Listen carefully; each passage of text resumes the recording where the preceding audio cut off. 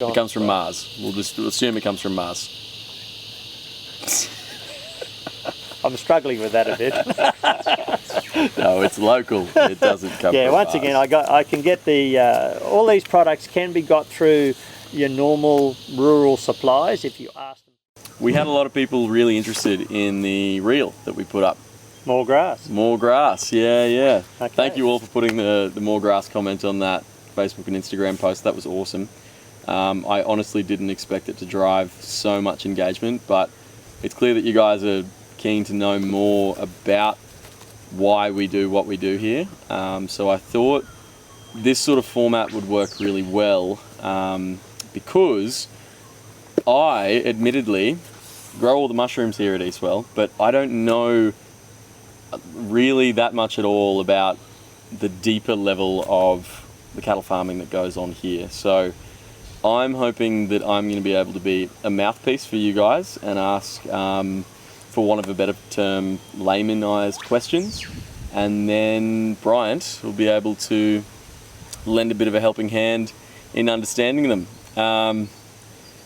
Occasionally in this conversation I may, off the top of my head, refer to him as Spurs. You're just going to have to wonder why I call him Spurs. We may tell that story eventually, but for the time being you'll just have to be in the dark on that one. But yeah. Anyway, back to the video.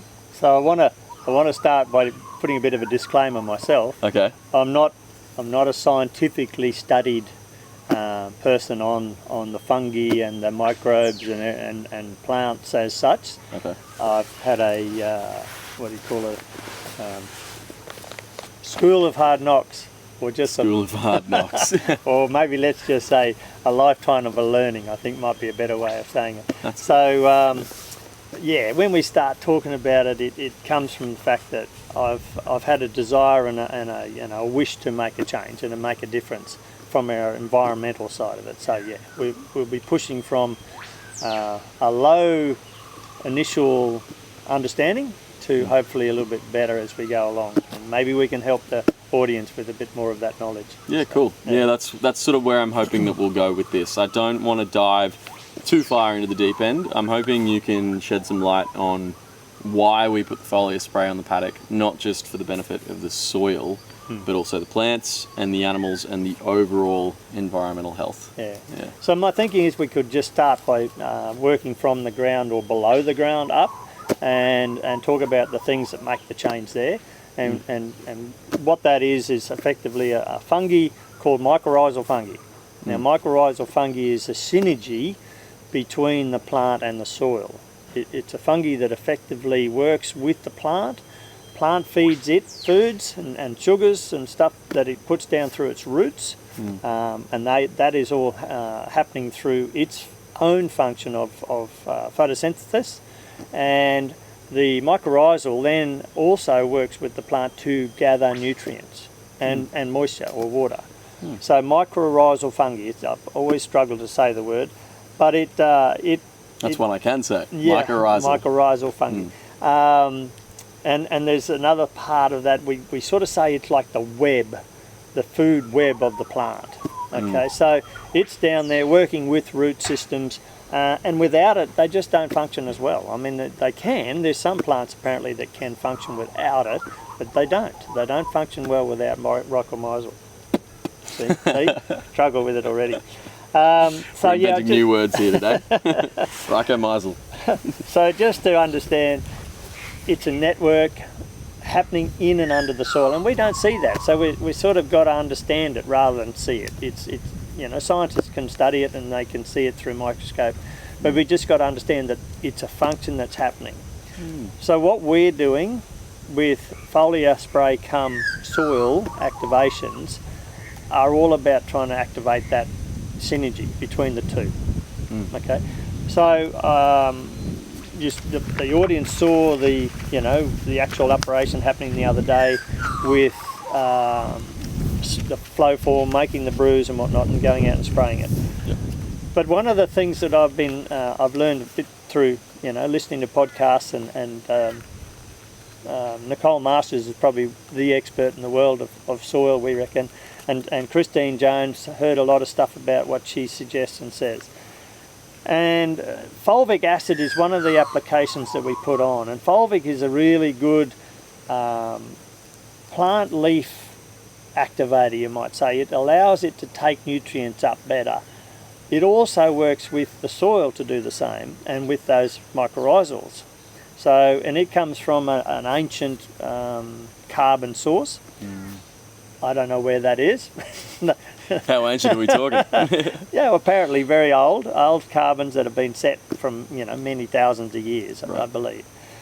We actually sourced that product from NTS Nutritech Solutions down at Yandina. Graham Sate. That's a Graham Sate business, yeah. And Graham's another unbelievable expert in the soil microbes and soil technologies and stuff. Science is his thing on soils and plants. Yeah. So I might just jump in there and just say, if you guys haven't seen his TED Talk, he did a TED Talk in Noosa in I think it was 2014, around there. It's worth watching. He's a really good speaker. Yeah. Yeah, and it indicates a few of the things that you may not actually understand.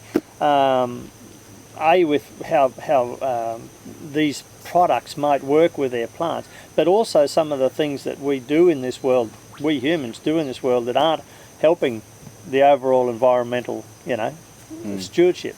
So yeah, it's a bit of an ear opener, eye opener, whatever you want. There's a few really key points there. But getting back to what we are trying to achieve, and you asked the question of how that works for soil, plant and animal, the connection between the all. I point out that a lot of what we do is observational rather than measured, and so we can often see in a plant where it might not be working at its best. Like if there's yellowing of the leaf, or there's redness on a leaf, or it's just not growing as quickly as you would expect in a good environment, then it's something that's not working right. Something that's not working right normally from the roots up. Yeah, I think that was one thing that really opened my eyes at the beginnings of being involved with Eastwell. I've been involved with the farm here for 3.5 years since we started the business. And this was way at the beginning that Bryant highlighted this to me. There you go, not Spurs, Bryant highlighted this to me.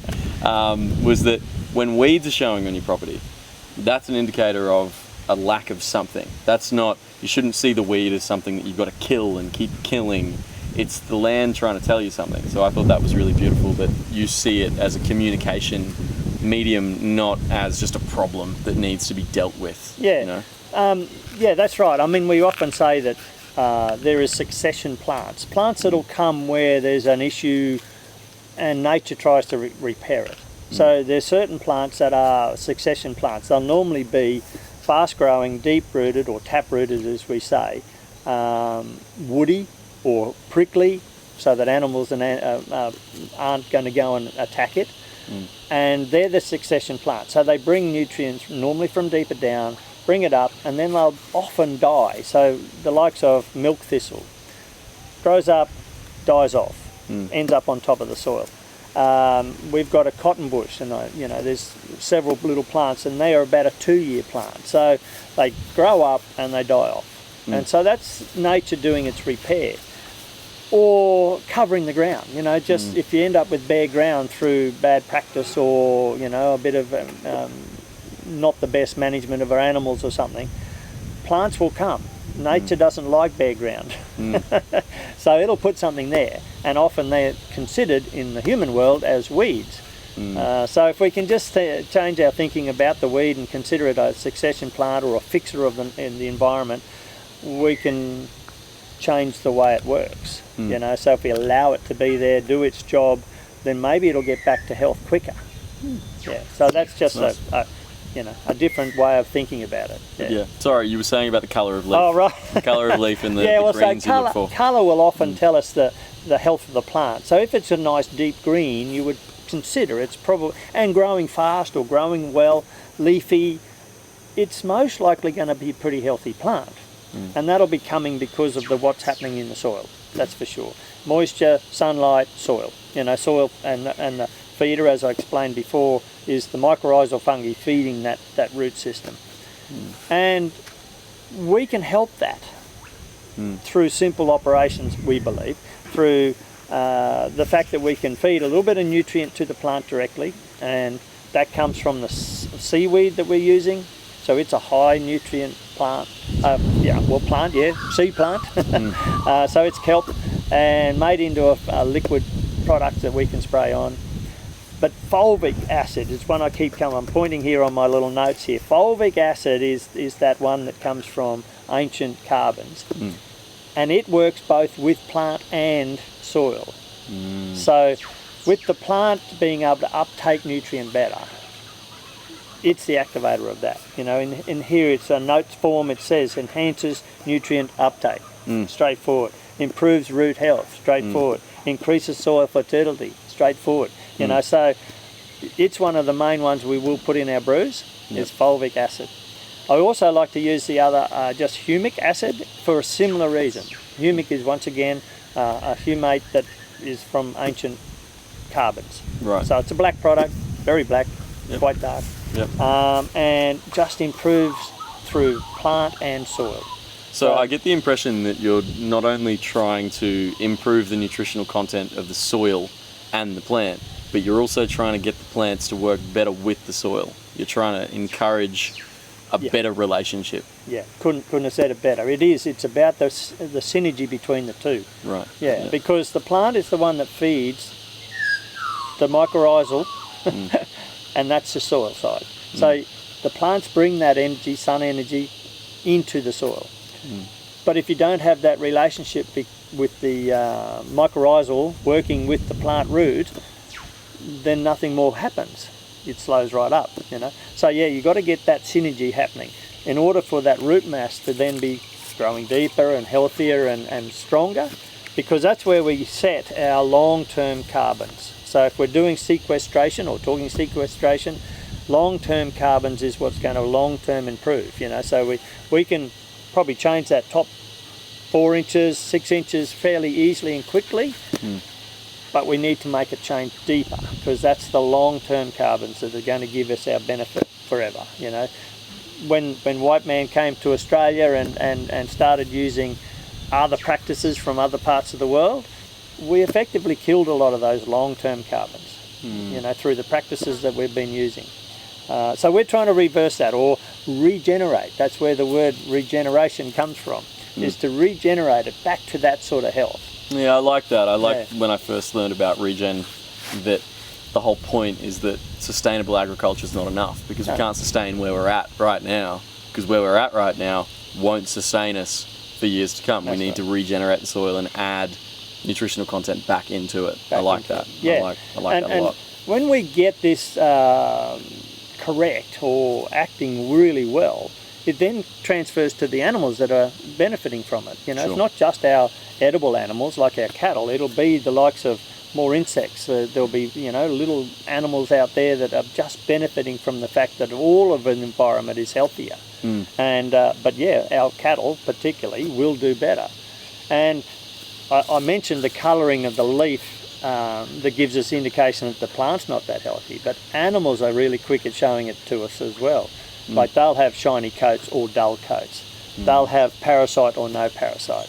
They'll get fatter quicker, which we can measure through scales or weighing, or not, you know, or they'll fall backwards in condition. So we're always monitoring in some way, and I'm happy to put out there that we could monitor the change that we do in our paddocks, but I'm not the scientist, and I'll put it out to the world that we could probably encourage someone to come here and do the study of how it's changing while we're doing these applications and using our animals as their other part of the generation. It'd be fabulous if someone came and measured as we made change. But number one, I'm not the scientist. B, I probably don't have the time to go out there and measure all the time. You made that disclaimer at the start. You're not a scientist. I'm not a scientist. I'm definitely not, and I've regularly said that. You're a DF, as your dad says. Well, there is a word for it, isn't it? DF, dumb farmer. But if we talk more about some of the other products we put in and give you the reasoning why, seaweed is considered really good for the actual plant, the actual leafy plant. And we talk about grass and want more grass, and that's because that's probably our most desired plant for our animals to eat. But we want to enhance the whole system. So if we get this right and we're enhancing the whole system, we'll actually grow more plants. Now, whether they're all edible or not by an animal doesn't really matter, because the more plants you get happening, the synergy becomes stronger and better long term. You know, that root health, soil health becomes stronger and better all the way. Okay. So what are you adding into the spray to get more plants to grow? Yeah, so seaweed's one, that's for sure. So it actually it is a nutrient feeder to the plant itself. High in minerals, lots of minerals come from the sea. You know, they've got dozens and dozens of minerals that come from the sea. So that's a bit of a nutrient booster, as it says in my notes here. And it improves... He's got extensive notes. He's really come prepared. Improves the plant growth, you know, so you get fed well, you grow well, you know, so that's what we're looking for. And probably an important one is it's stress resistance as well. You know, it resist the stresses of life. Like if you suddenly got dry through drought or you got too much rain, it can help that plant get through those stressful times, which also probably comes from the stress of an animal eating it. The same deal, you know. So all those sort of things happen. Enhances photosynthesis, you know, and that's the sun energy coming in. So yeah, it's a pretty important one to consider using in the spray because of all those properties. Another one down here, disease resistance, you know, all the good things. So yeah, we use the seaweed for that reason. I'll just turn over here and I'll go through some of the other ones. BAM. What's this? BAM. What am I looking at here? Well, all the ones we put in the spray yesterday. Just quick got a formula. You know, your little formula here. Extremely scientific. He is a scientist. I'll go through the ones I use. So BAM is a product that comes from NTS. I think we mentioned it before. Nutritech Solutions, beneficial anaerobic microbes. So it's just going to add and help that system work. Fulvic acid mentioned already, really important to use in these sort of foliar sprays. I do use a bit of molasses, so it's a sugar which helps also, a bit like the seaweed, helps feed that plant. Humic acid, same like fulvic, does a lot of the same things. Now, we didn't mention this one before, worm castings. So a worm cast brew we got, and we got that just recently from Worms Down Under. I bought it in a 1,000-litre shuttle to try and make the price per litre more acceptable. And so we use that one. Worms are, you know, according to Nicole Masters, the guru of soil and the microbe world. She just absolutely insists that we've got to work with worm castings. It is so beneficial for soil. And you know, a worm is like a little microbe factory in itself. It puts soil through its belly. A worm is like a little microbe factory. I love that. A little bunch of little microbe factories running around. Puts the soil through their system. Out the back is going to be all good stuff. That's great. Really, really beneficial. So yeah, we use that one. Big ups to the worms. Absolutely. We have got to encourage worms in the system. Yeah. Worms are, and they're just one of those animals out there that I was talking about earlier. You know, increase the numbers. Yeah. Talked about seaweed, and the one other one I've been using now because we know that we're deficient is boron for our grasses. And boron is one of those ones, if you're really deficient in it, the plant just can't act like it should. You know, so it gets strangled a bit if it hasn't got boron. Right. I don't know how better to say it.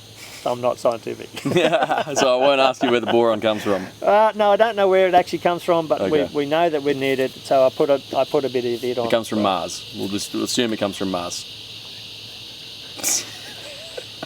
I'm struggling with that a bit. No, it's local. It doesn't come from once Mars. again, I can get all these products can be got through your normal rural supplies if you ask them to get it for you. Okay. But NTS, Nutritech Solutions, has it on their shelf because they focus on feeding microbes really well.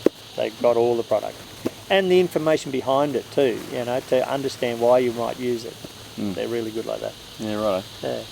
So that sounds like a lot of ingredients and obviously a lot of work putting that all through the flow form. The flow form was the beautiful contraption you guys saw in the reel previously. But how much work goes into putting all this out? Because you've said, I can see on your page there, you've got all the hectare breakdowns for where you're applying it, but how long does it take, and how often should you be doing this? Because it sounds like it's pretty beneficial. It sounds like you should be doing it every day. Well, no, I think through the people that I talk to that supply the product, they would love to see us go out and do it every like 7 to 10 days. Wow. And yes, that would give you... You've got time. Yeah, that would give you an extraordinary result, I'm sure. Yeah. And some of the horticulturalists do, because they do get that result and they get paid well. From a cattle point of view, cattle farming point of view, probably can't afford every 10 days. Yeah, sure. So my thinking is if we can manage to do a spray across the pastures that we can get onto, like we've got a lot of hills here that we just wouldn't be able to get over. So we will target our flat country that we can travel over with my spray rig, you might say. It's just a trailer with a tank on it, firefighter unit, and boomless nozzles. And I'll tell in a minute, but it's simple. It really is quite simple. So adding those products to the tank that we've got as a mixing tank, knowing that I can do 3 loads out of my machine, I can put the right amount in right at the start and then let it mix. And all these products are happy to mix together. You do have to be a bit careful. Some of the likes of boron, those micronutrients may not mix with everything. So you just got to ask the person selling, or the label might tell you. But everything I've mentioned here is mixable, and that's what I do. Just go and mix it with the mixer. If you don't have a flow form, and we'll shout out to Slow Foods Noosa for helping us get into that flow form, because it's an extra. It's a water energizer. But it mixes really well, because when something flows down and it circulates and drops to another level, it's energizing the water with its ions, negative and positive ions. Aerating as well. Oxygen increases microbes. A lot of microbes love that extra oxygen that happens through the mixing form. But if you don't have that, it doesn't matter. You can just whack it in your tank and let the tank stir it a bit. So as long as you allow that mixing time and then go and spray. Yeah. But I probably made my spray time longer by going to higher volumes. Like I changed my nozzle system yesterday to be able to do 300 litres a hectare effectively, and it's only a 600 litre tank, so I'll be doing two hectares each time I run out. It takes me about 20 minutes to spray that on the paddock. A little bit of running time, filling time, back in the paddock, another 2 hectares. And look, it's enjoyable. You can put the podcast in your ear, Yeah, there you go. There you go. And I do cheat a bit. I use a very, very simple app that's on my phone for guidance. Just helps me get a little bit of... You use a guidance app. Effectively, on nice. the phone. Really simple one. I'm not accurate, and it doesn't matter. I don't know whether I mentioned, because everything here is organic, really, and some of the application rates here that I've got are way below what you can do. So if I have overlaps, double ups, doesn't matter. It's not going to hurt anything. Okay. Yeah, That's smart. Not going to hurt a thing. Sure. Yeah. I don't know whether you want me to run through the amounts that I used here. I think you did vaguely, but you could run through them quickly for people at home who might want to be doing it themselves. Okay, so we'll just quickly run through the BAM, which is the beneficial anaerobic microbes, at about 2 litres a hectare. Fulvic at 2 litres a hectare. Molasses at about 1 litre a hectare. Humic at about 2 litres a hectare.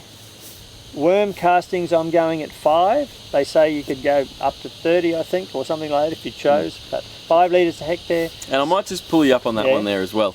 I found that really interesting when I was talking to Tom when I went down and picked that shuttle up, about what worm casting brew actually is, because I think there's a common misconception around the liquid that drains out of your worm farm at home, that's really usable, viable stuff. I was shocked, and again, this is a testament to me not really understanding much of this stuff. That stuff that drips out is just the excess water that's dripped through the castings, and it's most likely going to be a little bit too acid to be any good. Yeah, he said that too. Yeah. So I was shocked to see that what we picked up was the castings diluted down 10 to 1 in water, and then that's what's thrown out. It's not that liquid that I thought was worm wee. Lo and behold, worms don't weep because they don't have it goes right through their any body. kind of orifice to do that. They've just got one in, one out. Yeah. The old microbe factory. Yeah, a little bit more explanation there. So castings is, like you said, what's been right through the worm. Yeah. But it's a really smooth, slimy sort of product. Like if you get to hold it, so it's not too much rough, coarse stuff in that. So it's quite easy to mix it in the water.